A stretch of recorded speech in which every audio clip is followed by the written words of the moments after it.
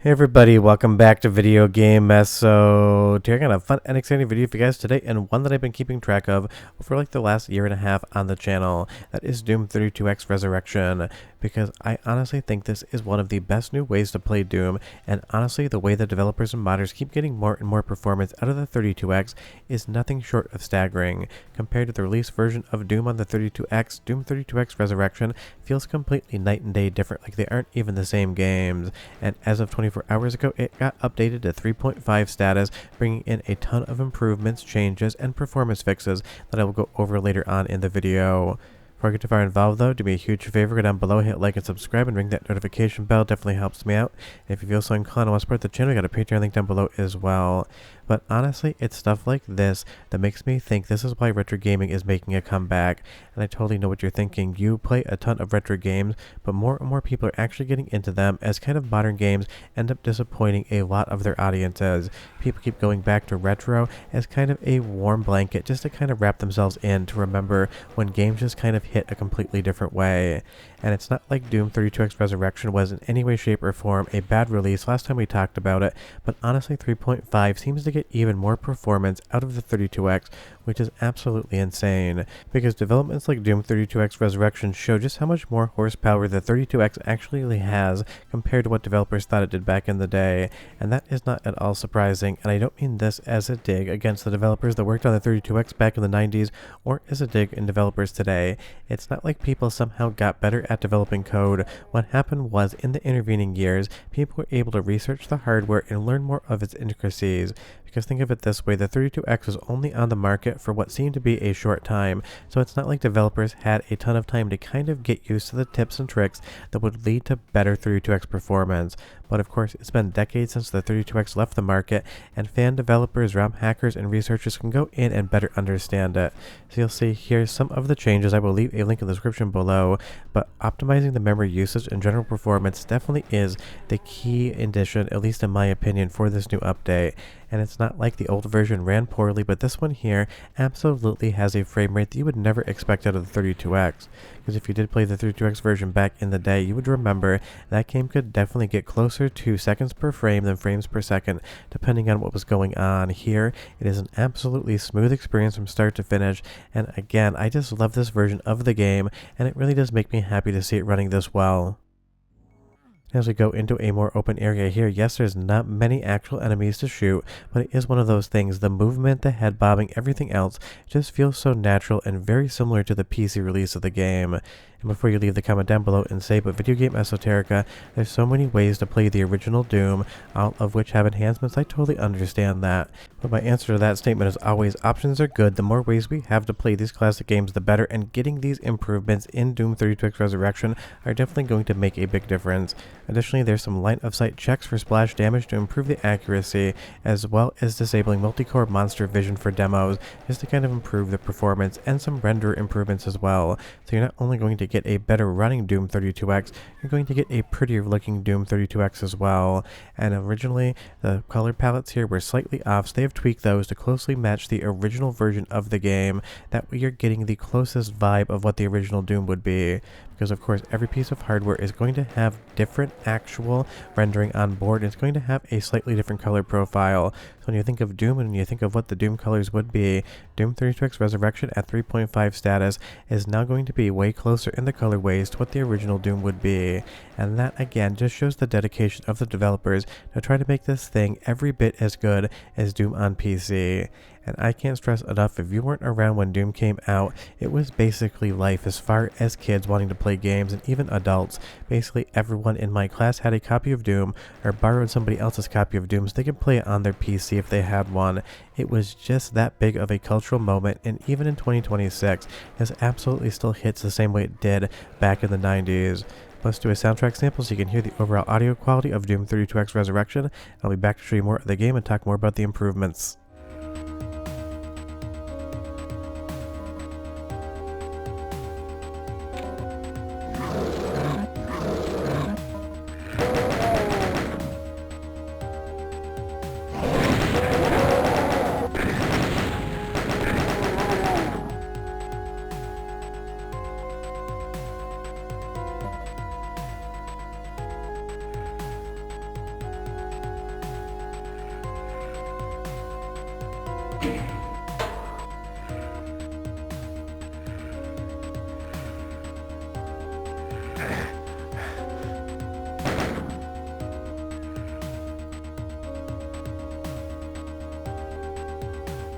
Sounds amazing for music coming off of a cartridge, because don't forget, Doom 32X Fusion that uses the Sega CD in conjunction with the 32X and Genesis is another version of the same concept, basically utilizing what we love to call the Tower of Power, and that will work on original hardware as well as Ares emulation, but it's something on the MiSTer FPGA side of things we do not have. We're not able to combine all three of those cores together because this is being captured on MiSTer FPGA, but do be aware this obviously works on original hardware so long as you have a flash cartridge, and it definitely is going to be one of those things that looks absolutely outstanding.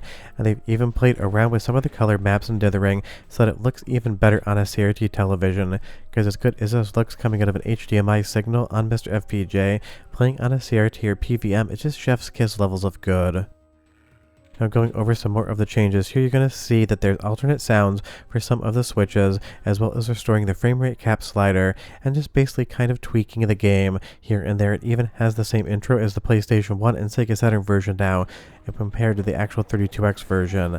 And again, this is just such a love letter to what Doom is, and it's a love letter to what the 32X could have been, because what I would love to see moving forward is more original games for the 32X, really leveraging the hardware, because with those dual Hitachi SH2s on board, the 32X is no slouch. We just never really got it seen as far as what its full potential is concerned back in the 90s, and it really is a disappointment.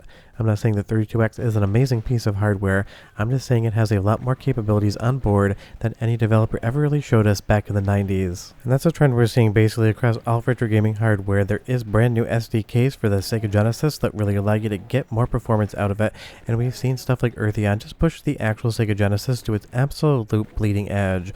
We're seeing the same thing on 32X with Doom 32X Resurrection, and we even have a new Sega CD and Mega CD software development kit that'll modernize how to work with that hardware, which I'll either be talking about shortly or already showed you. I'm making these at the same time, I just don't know when the schedule is. And it isn't just Sega hardware, we see it on stuff like N64 as well. Fan developers making new games that absolutely push that hardware so far beyond what was actually done when it was on retail store shelves. And that is definitely something you can expect to see more of in 2026 and beyond, and Doom 32X Resurrection is absolutely kind of leading the charge, showing you exactly what can be done.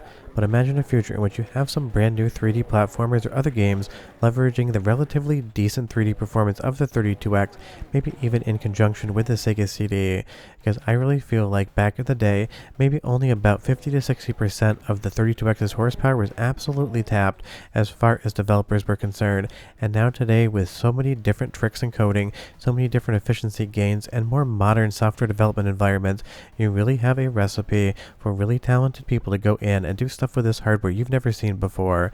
Because if Doom ran like this on the 32X back when it released, I think Sega would have probably sold double the amount of 32Xs. One more soundtrack sample just to give you an idea of what the chiptunes sound like here, and I'll be right back with just a little bit more Doom.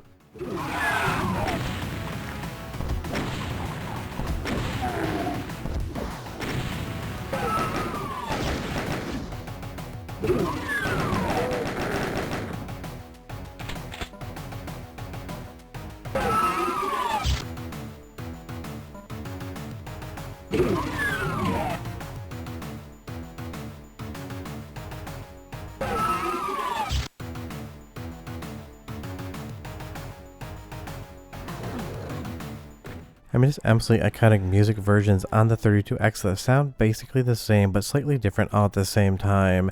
And Doom is just a game. It doesn't matter how many times I play it, how many times I talk about it on the channel. Every time I sit down and take a look at it, I 100% end up playing way more than I need to. And big thanks to Andy D for helping with the capture on this one. I'm sure he probably played Doom for another 4 hours after he actually just stopped recording. Because that is the thing, at the end of the day, Doom is just one of those games, I would call it perfect, especially when it came out, but even today, because if you sit down and play it, you have that same sensation of fun as you did when you actually installed it and used it on DOS back in the 90s, because when I say this game was basically life for about 6 months for kids and even adults, I 100% mean it, and obviously Doom 2 was an even bigger and better version of an already amazing concept, and it's one of those things, I always wanted a 32X back in the day, I never ended up getting one. As an adult, I own one. Of course, we have the MiSTer FPGA core, but if Doom played like this on the 32X back in the 90s, I would have absolutely felt like I was missing out, even though I did have a PC at a certain point in time that would run it, but I didn't have it when it came out. Maybe 6 or 8 months later, I actually picked one up, or I should more likely say my parents bought me one because I wasn't actually all that old. But definitely check this one out. The patch is in the description below, and trust me, it's absolutely worth upgrading compared to the last version of Doom 32X. But we're done. Hope you enjoyed the videos. If you have any questions, leave them down below, and I'll see you guys next time. Bye-bye.